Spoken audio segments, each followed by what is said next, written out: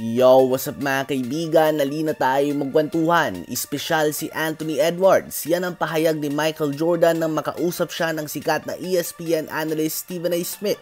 Walang duda na espesyal si Anthony Edwards. At the young age of 22 years old ay tinatawag na siya ng madami bilang the next Michael Jordan at hindi mo nga masisisi ang mga fans tungkol dito.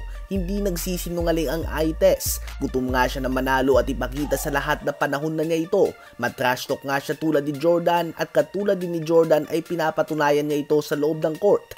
Bago magumpisa ang season ay sinasabi na madami na wala pa naman niya napapatunayan. Huwag muna ikumpara kay Michael Jordan at tama naman sila.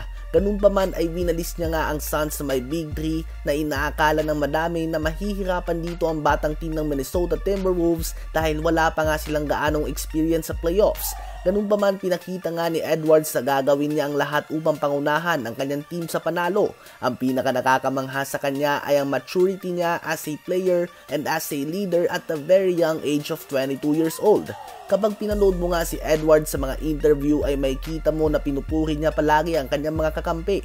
But at the same time ay sinasabi niya ang mga mali nito. Tulad ng sabihin niya na si Towns nga ang susi sa kanilang mga panalo, ngunit kailangan itong maiwasan ng foul trouble. Kung pinanood nyo nga ang mga tapatan ng Minnesota Timberwolves at ng Phoenix Suns ay may kita nyo na madalas playmaking lamang ang ginagawa ni Edwards sa first half ng mga games upang magka-retime ang kanyang mga kakampi. Ngunit kapag winning time na ay may kita mo nga ang takeover mode niya, nagiging aggressive na nga siya sa opensa. Isang bagay na bibihira mo makita sa mga young players, yung alam nila kung kailan maging unselfish at dalhin ang kanilang team sa panalo. Kung ikukumpara natin sa style of play ni Michael Jordan ang pinapakita ni Edwards, talagang makikita mo ang similarity sila. Ang kanilang galaw, mid-range pull-up, fadeaways, acrobatic layups, high-flying dunks, depensa at higit sa lahat ay kung paano nila dalhin ang kanilang sarili sa loob ng court. Andun nga yung angas at wanted mentality at talagang gusto din ni Edwards ipakita sa lahat na panahon na niya upang maging isa sa mga best players sa buong liga. Sa panahon ngayon na uso na ang body-body sa mga player, si Edwards nga ay talagang pinapanatili ang pagiging competitive. Tiyak na may magsasabi nga dyan na magkampiyon muna siya, hindi na nga yan mawawala. Bago nga maging greatest of all time si Jordan sa mata ng madami ay madami din ang duda sa kanya.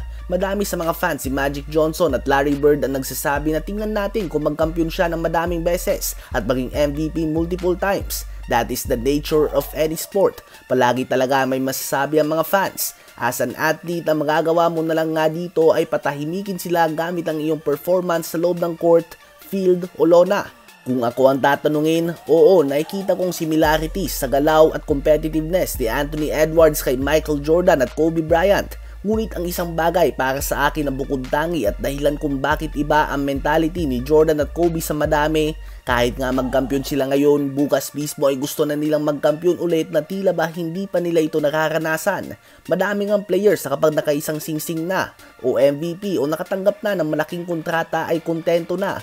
Ngunit hindi ganito si Jordan at Kobe. At sa ngayon ay ito nga ang isang bagay na question mark pa kay Anthony Edwards. Ganun pa man ay nasa daan nga siya ng greatness at may pagkakataon siya na mahanay kay Jordan, Kobe at Wade bilang mga greatest shooting guards sa kasaysayan ng NBA. Ano ba ang masasabi niyo tungkol dito?